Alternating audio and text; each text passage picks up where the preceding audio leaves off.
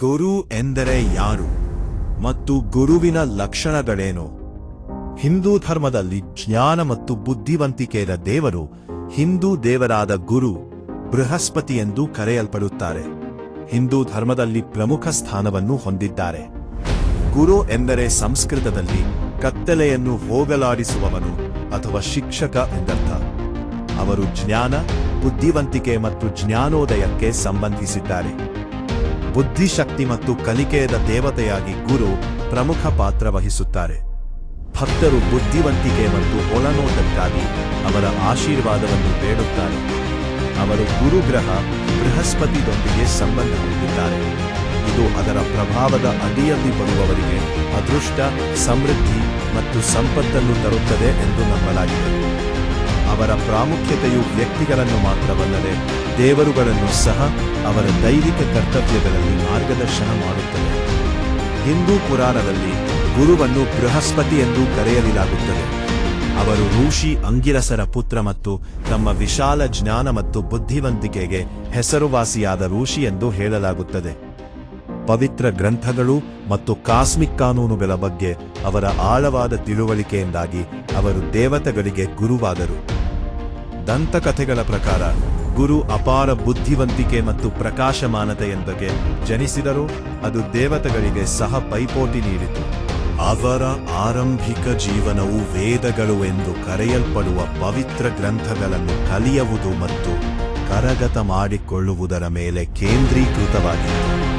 ಇದು ದೇವರುಗಳು ಮತ್ತು ಮನುಷ್ಯರಲ್ಲಿ ಅವರಿಗೆ ಗೌರವವನ್ನು ಗಳಿಸಿತು.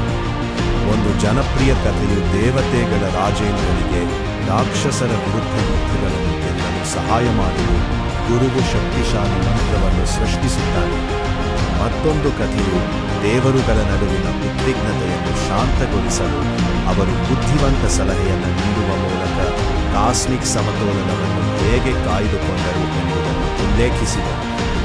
ಗುರುವನ್ನು ಸಾಮಾನ್ಯವಾಗಿ ಅವನ ಸುತ್ತಲೂ ಪ್ರಕಾಶಮಾನವಾದ ಪ್ರಭಾವಲಯದೊಂದಿಗೆ ಚಿತ್ರಿಸಲಾಗುತ್ತದೆ.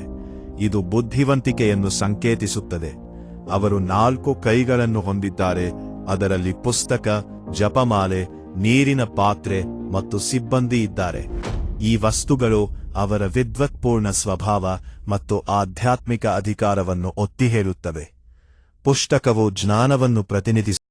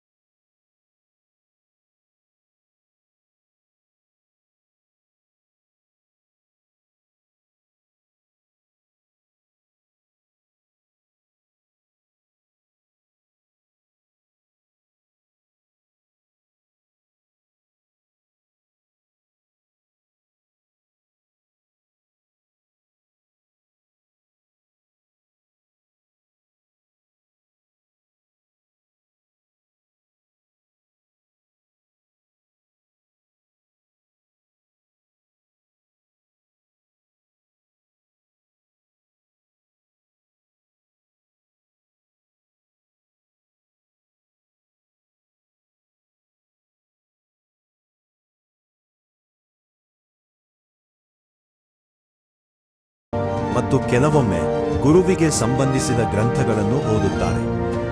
ತಮಿಳುನಾಡಿನ ಅಲಂಗುಡಿ ಗುರು ದೇವಾಲಯ ಮತ್ತು ಮಹಾರಾಷ್ಟ್ರದ ಬೃಹಸ್ಪತಿ ದೇವಾಲಯ ಗಮನಾರ್ಹ ದೇವಾಲಯಗಳಾಗಿವೆ.